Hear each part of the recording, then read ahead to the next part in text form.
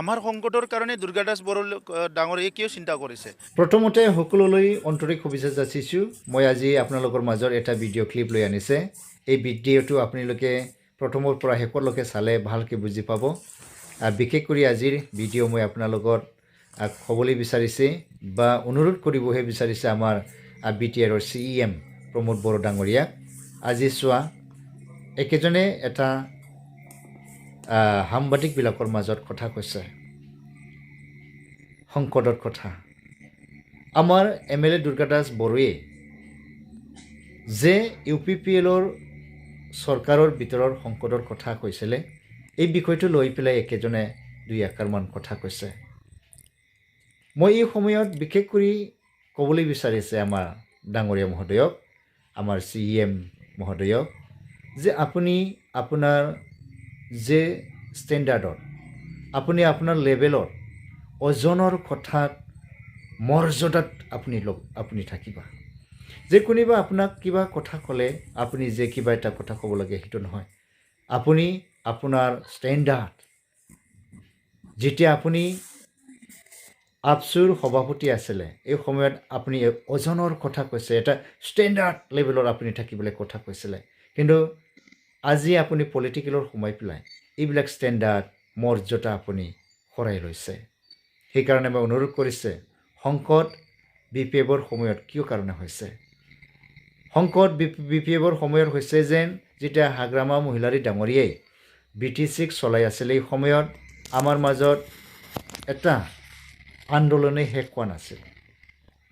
আপচু Bodoland demand কৰি আছে। একফালে আমাৰ অস্ত্ৰ ধৰা NDFB-বিলাকক কি কৰি আছে? ডিমাণ্ড কৰি আছে। অস্ত্ৰ ধৰি পেলাই কি কৰি আছে? সমস্যাবোৰ আহি আছে, সমস্যাবোৰ হৈ আছে সিহঁতৰ লৈ পেলাই। সেই বিষয়ত যেতিয়া চাই, হাগ্ৰামা মহিলাৰ ডাঙৰীয়া শান্তিৰে চৰকাৰ চলাব পৰা নাই। কিন্তু সংকট হৈছে তাৰ চৰকাৰত। আজি আপোনাৰ সেই চৰকাৰত এইবিলাক ঘটনা ঘটা নাই। এইবিলাক মানে কিবা এটা আন্দোলন কৰি পেলাই কিবা এটা ডিমাণ্ড কৰা বন্ধ হৈছে বা এতিয়া নাই। সেইকাৰণে আপুনি আপোনাৰ মৰ্যাদা, আপোনাৰ ষ্টেণ্ডাৰ্ড এই কথাটো লৈ পেলাই ক'বা যেন আমি আমাৰ মাজতে সেইজনে সিজনক, সেইজনে এইজনক যদি এনেকুৱা লাগি থাকে, তেতিয়া কেতিয়া আমি আমাৰ যুক্তি, আমাৰ কিবা এটা কেনেকুৱা আমি দেখাব পাৰিম? আমাৰ যুক্তি, আমি যে এক কথা হৈ আছে, বড়োবিলাকে যে এক মনেৰে এক ধ্যানেৰে কাম কৰি আছে, সেইটো দেখাবৰ কাৰণেহে মই অনুৰোধ কৰিছোঁ। বেয়া পাব নালাগে ছাৰ, আপুনি আপোনাৰ মৰ্যাদা থাকক, আপুনি আপোনাৰ কথাটো ভালকৈ কওক। এই চিষ্টেম কৈ থাকিলে নহ'ব যে বেয়া দেখি পায়, বেয়া শুনি পায়। কাৰণ আন্দোলন কৰিছে আপুনি অকলে নহয়, আমি সকলো বড়ো জাতিয়ে বড়োলেণ্ডৰ কাৰণে আন্দোলন কৰিছে। কিন্তু আপুনি সভাপতি হিচাপে, দায়িত্ব থকা হিচাপে এনেকুৱা আলোচনা বিলোচনাত থাকিব পাইছে বা আপোনাক আমি সন্মান সহকাৰে আমি এতিয়াও সন্মান কৰে বা সন্মান সহকাৰে মই আজি আপোনাক এইটো কথা ক'বলৈ বিচাৰিছে যেন আপুনি আপোনাৰ মৰ্যাদা ৰাখক। আমি একেজনে কি কথা কৈছে আমাৰ CEMে, তাক আমি ভালকৈ শুনিম আৰু বুজিবলৈ চেষ্টা কৰিম। আমাৰ সংকটৰ কাৰণে দুৰ্গাদাস বড়ো ডাঙৰীয়ে কিয় চিন্তা কৰিছে? তেখেতে নিজৰ কাৰণে চিন্তা কৰক। আমিতো আৰু মানে সৰু ল'ৰা ছোৱালী নহয় কি আমি নিজৰ সংকটটো বুজি নাপাম বা নিজৰ ভাল বেয়াটো বুজি নাপাম। সংকটটো কিহৰ কাৰণে আহিব?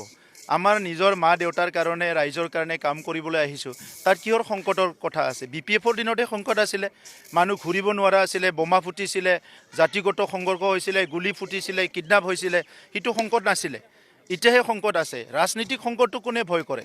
তেখেতে ভাবিছে নেকি মৃত্যুলৈকে MLA হৈ থাকিব? ৰাজনীতিটো আহিব যাব, কিন্তু সমাজৰ কাম কৰাৰ কাৰণে যিটো কমিটমেণ্ট সেইটো আমাৰ আছে। সেইকাৰণে 4টা বছৰত আজি শান্তি ঘূৰি আহিছে, চবেই নিৰাপত্তা পাইছে। প্ৰত্যেকটো জনগোষ্ঠীৰ ভিজন ডকুমেণ্ট বনাইছোঁ। যি জনগোষ্ঠীৰ লগত কেতিয়াবা মোৰ আলোচনাও হোৱা নাই, সেই জনগোষ্ঠীৰ কাৰণে ভিজন ডকুমেণ্ট বনাইছোঁ। মাৰ্চ মাহত প্ৰত্যেকটো জনগোষ্ঠীৰ কাৰণে বাজেট বনাম। এইটো ৰাজনীতিৰ লগত লিংক নাই, ভোট দিয়া নিদিয়াৰ লগত লিংক নাই। বিটিআৰ অঞ্চলত স্বাধীনতাৰ পিছত আৰু আগত বসবাস কৰা জনগোষ্ঠীবিলাকৰ ভাষা সাংস্কৃতিক পৰিচয় অস্তিত্ব জীয়াই ৰখাটো বৰ্তমান চৰকাৰৰ টাৰ্গেট আৰু মই নিজে এজন সংগ্ৰামী হিচাপে এই কথাখিনি বুজি পাওঁ এই কথাবিলাক দুৰ্গা দাস বড়োই বুজি নাপাব তেখেতৰ কোম্পানীয়ে বুজি নাপাব গতিকে আমাক আৰু এইটো কিবা বিপদ আহিছে কিবা আহিছে ভয় খুৱাই আৰু দুৰ্গা দাস বড়োই আৰু আমাক কি কৰিব পাৰিব চাওক অলৰেডি তেখেতসকলৰ MP হাৰি গ'ল দুবাৰ জিকি পেলাই এইবাৰ MP হাৰি গ'ল হাৰি যোৱা মানে কি বুজায় এইটো এচেণ্ডিং অৰ্ডাৰত নাই ডিচেণ্ডিং অৰ্ডাৰত মানে তলৰ ফালে গৈ আছে আজি তাৰিখত ছাৰ্ভে কৰি কিমান % ভোট আছে মই আজি মাইকত ক'ব বিচৰা নাই এইটো বহুত বেছি ইগ' হৈ পেলাই বহুত বেছি অহংকাৰী হৈ কথা কোৱা মানুহ মই নহয় কিন্তু হিচাপটো চবেই জানে গণতন্ত্ৰত ৰাইজে ৰজা ৰাইজে যাক মৰম কৰিব তাকে দিব মোক যদি মৰম নকৰে মোক নিদিব সেইটো আৰু মই ডাঙৰ ডাঙৰ কথা কৈলে কি লাভ আছে গণতন্ত্ৰটো ৰাইজে ৰজা কি আনুষ্ঠানিক ঘোষণা ইলেকশ্যন যেতিয়া ডিক্লেয়াৰ দিব ইলেকশ্যন কমিশ্যনে তেতিয়া ঘোষণা কৰিম চাওক মই কথাটো কওঁ বিজেপি সৰ্বভাৰতীয় দল নিজৰ এজেণ্ডাত কাম কৰিব আমি ৰিজনেল পাৰ্টি আমি নিজৰ এজেণ্ডাত কাম কৰিম আমাৰ এতিয়া চৰকাৰ আছে কেন্দ্ৰত একেলগে চৰকাৰ আছে ৰাজ্যত একেলগে চৰকাৰ আছে কাউন্সিলত একেলগে গতিকে ভিতৰীয়া কথাটো আমিহে গম পাম এইটো দুৰ্গা দাসে গম পাব না কোনে গম পাব ভিতৰীয়া কথাটো আমিহে গম পাম বিটিআৰত ৩,২০০ বুথ আছে প্ৰত্যেকটো বুথ কমিটি আমাৰ আছে 40টা সমষ্টি আছে 40টাত আমাৰ কাৰ্যকৰ্তা কাম কৰি আছে 10টা সাব ডিভিজন আছে আমাৰ কমিটি আছে 5টা ডিষ্ট্ৰিক্ট আছে তাতো আমাৰ কমিটি আছে গতিকে কামটো চবৰে কৰি আছে চৰকাৰটো বনাবৰ কাৰণে আমি মিলিজুলি কৰিব লাগে অকলে অকলে কৰি সময়ে ক'ব এইটো চাওক এতিয়াই এইটো কোৱাটো টান বা ক'বও নিবিচাৰোঁ মই নিৰ্বাচনটো লৈ পেলাই বহুত বেছি আপোনালোকে ভাবিব নালাগে এটা কথা আছে politician thing of election Statesman thing of generation গতিকে সেইটো আমাক এৰি দিয়ক আপোনালোকে আমি একেলগে খেলিম না একেলগে খেলিম আজি ঘোষণা কৰিম না 4 মাহ পিছত ঘোষণা কৰিম অলপ ৰিলেক্স হৈ পেলাই আপোনালোকে কাম কৰি থাকক আজি ইয়াতে টিফিন দিছোঁ ভাল কাম হৈছেনে নাই গৰম ভাত খাব পাব যি বনাই আনে 12 ঘণ্টা গৰমে থাকিব আমাৰ বাইদেউহঁতৰ এটলিষ্ট বেমাৰ নহ'ব এইটোতো ভাল কাম হৈছে তেনেকৈ কিছুমান আৰু ভাল কাম কৰিবলৈ দিয়ক আমাক